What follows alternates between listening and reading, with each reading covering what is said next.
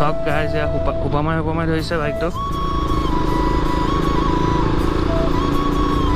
যেন তেনে যোৰহাট পালে হ'ল আৰু ইয়াতে ল' বেটাৰী এলাৰ্টো আহি আছে কি খবৰ আশা কৰোঁ সকলোৰে বহুত ভাল কিন্তু মোৰ ভাল নহয় বহুত বেয়া আৰু আপোনালোকে দেখিছে চাগে দুমাহৰ পৰা মানে ভিডিঅ' দিব পৰা নাই মেইন থিং মোৰ বাইকখনৰ বহুত মানে প্ৰব্লেম এটা দি আছিলে তো তাকে ঠিক কৰিব গৈ আছোঁ মই মানে আপোনাৰ ৰিচেণ্টলি মাইলেজ টেষ্ট কৰিছিলোঁ শিৱসাগৰ যাওঁতে আৰু ফিউল পাম্পটো পূৰা চুচি মানে মাইলেজ টেষ্ট কৰি দিলোঁ তেলখিনি তো ফিউল পাম্পটো প্ৰেছাৰ পাই পেলাই অলপ মানে বেয়া হৈ গ'ল তো এতিয়া ভালকৈ বাইকখন ফুল কৰিব পৰা নাই হুপামাই ধৰে আৰু ফিউল পাম্পটো এভেইলেবল নাছিলে অৰ্ডাৰ দি থৈছিলোঁ তো ৰিচেণ্টলি আহিলে মই তালৈকে গৈ আছোঁ তো বাকীখিনি চাই থাকক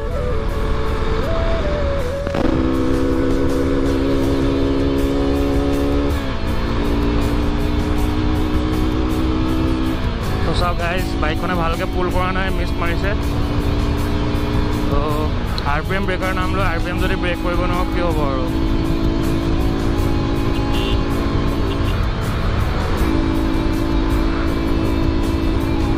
তো হাৰ্ডলি মানে 80-85 উঠিছে আৰু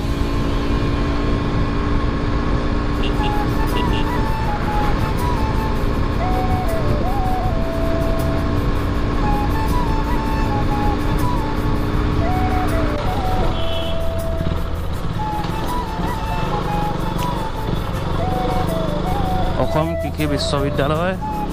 তো এগ্ৰিকালচাৰ ৰাস্তাইদি আহি আছোঁ সোণাৰী গাঁও হৈ যাম বাইকখনে ভালকৈ পুল নাই কৰা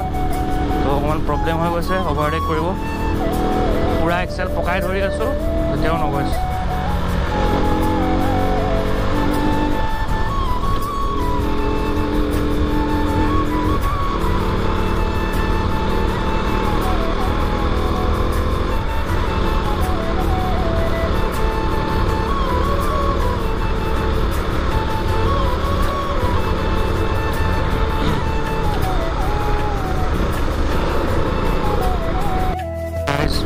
পুৰা মিছ মাৰিছে বাইকটো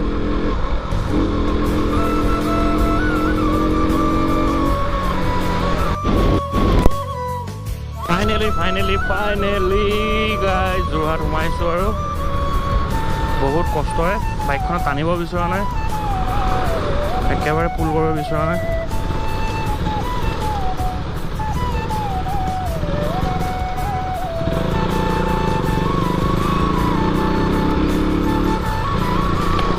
ক'ত ঘূৰি ফুৰিছে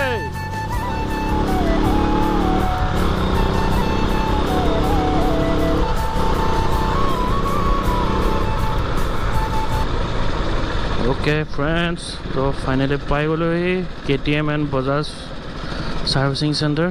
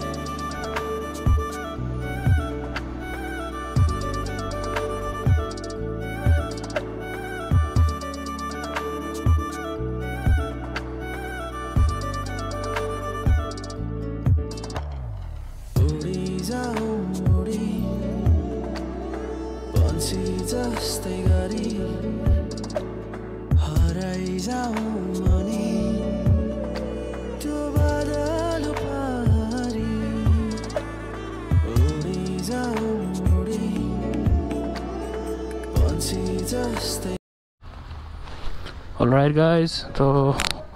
finally হৈ গ'ল বাইক একদম ডাঙৰ বেজি So guys, overbridge light লগাইছিলে overbridge opening কৰিবা বেছি দিন হোৱাই নাই এয়া লাইটৰ বেয়া হ'ল নে কি নাজানো আৰু লাইট সেট বন্ধ আৰু কালি আহোঁতে দেখিছিলোঁ আপোনাৰ মাজে মাজে দুটামান বেয়া হ'লে তো এতিয়া চাগে গোটেইখিনি বেয়া হৈ যাব পাৰে কি যে কাম কৰে আৰু দেই